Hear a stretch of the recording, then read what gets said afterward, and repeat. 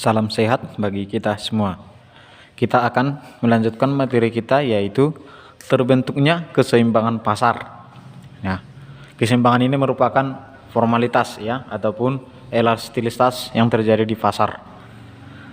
Yang pertama perlu kita pahami di sini adalah permintaan, di mana arti permintaan ini adalah jumlah barang yang ingin dibeli oleh konsumen ataupun oleh pembeli, dan ia mampu membeli barang tersebut. Artinya di sini permintaan adalah jumlah barang yang kita inginkan, akan tetapi kita harus mampu membeli barang tersebut. Nah, kemudian setelah itu maka ada faktor-faktor yang mempengaruhi permintaan. Yang pertama, harga barang yang bersangkutan. Yang kedua, harga barang lainnya. Yang ketiga, pendapatan per kapita. Yang keempat, selera masyarakat. Dan yang kelima, jumlah penduduk. Yang selanjutnya, perkiraan harga barang di masa yang akan datang. Artinya di sini perkiraan harga, jika dia tidak laku sekarang, akan dihitungkan berapa harga ataupun berapa barang yang diminta untuk masa yang akan datang. Selanjutnya, distribusi pendapatan dan juga usaha-usaha produsen ya yang meningkatkan penjualan. Berdasarkan faktor-faktor tersebut, maka lahir dia sebuah hukum permintaan, di mana hukum permintaan ini ada berdasarkan syarat ceteris paribus, di mana syaratnya itu jika harga naik maka permintaan akan berkurang, ataupun sebaliknya. Jika harga menurun maka permintaan akan meningkat. Seperti contoh, misalkan harga handphone itu turun ataupun di luar daripada harga pasaran, maka masyarakat akan banyak yang membeli handphone tersebut. Akan tetapi jika suatu produk ataupun handphone tersebut tadi harganya meningkat, maka akan semakin sedikit yang akan membeli ataupun yang akan menikmati produk tersebut. Berdasarkan hukum tersebut maka lahir dia kurva permintaan, di mana kurva permintaan ini merupakan suatu tabel yang bergerak dari kiri atas ke kanan bawah. Hal ini dikarenakan karena hubungan antara harga dan jumlah barang yang diminta itu berhubungan negatif ataupun bertolak belakang. Ya, dapat kita contohkan nanti di sini ya. Seperti ini contohnya. Misalkan dia di sini harga barang dalam satuan rupiah. Ya, misalkan di sini dia jumlah barang.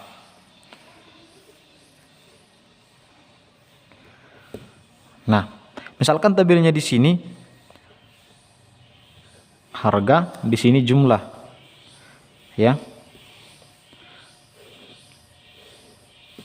Misalkan harganya kita mulai daripada 10.000, 9.000, 8.000, 7.000. Kemudian jumlah barang yang diminta itu 20 kg, 40 kg, 60 kg, 80 kg. Ya. Kita buat di sini harganya misalkan di sini 7.000, ini 8.000, 9.000 sama 10.000. Di mana jumlahnya juga kita buat di sini 20, 40, 60, 80. Karena hubungan tadi dia bertolak belakang ataupun negatif, maka kita susun dia sesuai dengan tabel. Harga 10 dia tadi ada di 20 ya. 9.000 ada di 40. Selanjutnya ya. Nah, berdasarkan kurva permintaan, karena garisnya itu bergerak dari kiri atas ke kanan bawah, ya, itu dia menandakan hubungannya negatif. Nah, maka inilah dia kurva permintaan.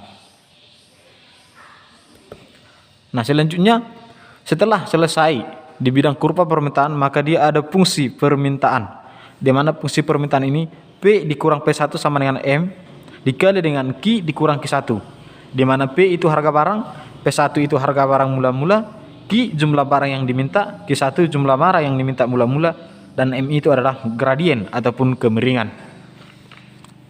Nah, dapat kita lihat nanti sebagai contoh di selanjutnya ya.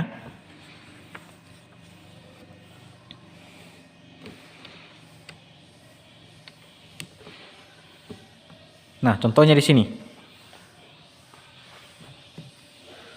Contohnya di sini ya, diketahui tabel permintaan sebagai berikut. Hitunglah fungsi permintaan. Yang menjadi pertanyaan di sini ya, yang menjadi pertanyaan menghitung fungsi permintaan.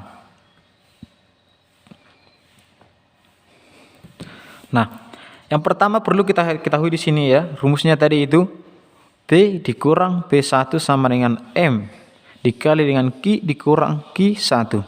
Nah, yang pertama kita cari di sinilah M. Di mana M ini lahir daripada delta P per delta Q. Delta P-nya itu adalah 1000 ya. 1000 per minus 100. Itu dia. 1000 per min 100. Maka dapat nilai M-nya itu minus 10. Kemudian kita masukkan nilai M ke dalam persamaan tersebut. Mana P D dikurang P1 sama dengan M dikurang Q dikurang Q1. Nah, P dikurang. Kita masukkan dia harga mula-mula yaitu 15.000.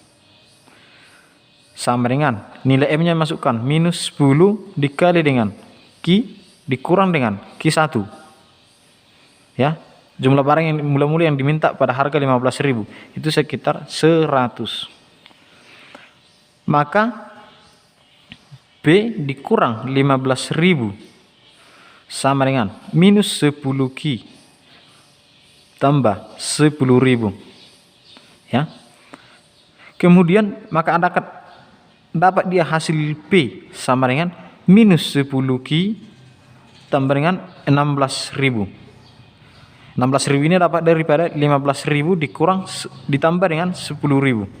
Ditambah dengan 1.000. Ini maaf ya, ini 1.000. Nah, inilah dia fungsi permintaan, atau dapat juga dia dihitung dengan cara 10 Q sama dengan 16.000 dikurang dengan P ya, maka lahir dia Q sama dengan 1.600 dikurang 1/10 P. Itulah dia fungsi permintaan daripada contoh soal ini. Selain fungsi permintaan ini, dapat juga dia dituliskan dengan fungsi permintaan yang lain, yaitu Q D sama dengan A dikurang dengan B P. Nah, maka ini dia fungsi permintaan yang pertama dan ini fungsi permintaan yang kedua. Demikian dulu materi kita, yaitu mengenai terbentuknya keseimbangan pasar, mengenai materi permintaan. Selanjutnya akan kita lanjutkan minggu depan mengenai penawaran. Sekian dan terima kasih.